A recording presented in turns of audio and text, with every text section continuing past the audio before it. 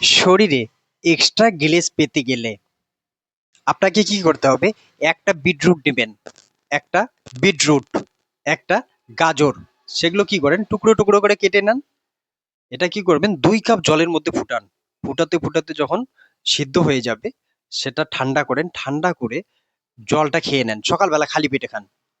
আর তারপরে আপনি কি করবেন, ওই বিটরুট এবং হচ্ছে গাজরের টুকরোগুলো সেখানে সামান্য গোলমরিচ পাউডার দিয়ে দেন, একটু বিট লবণ দিয়ে দেন, মানে কালো লবণ দিয়ে সেটা ভালো করে চিবিয়ে চিবিয়ে খান।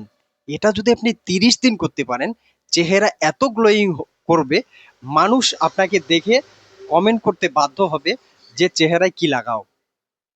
আর এটি আপনার কি কি করে, অগ্নিবল বাড়াবে, ডাইজেস্ট সিস্টেমটাকে ঠিক করবে, কোষ্ঠকাঠিন্যের সমস্যা যদি থাকে সেই কোষ্ঠকাঠিন্যের সমস্যাটাও আপনার থাকবে না।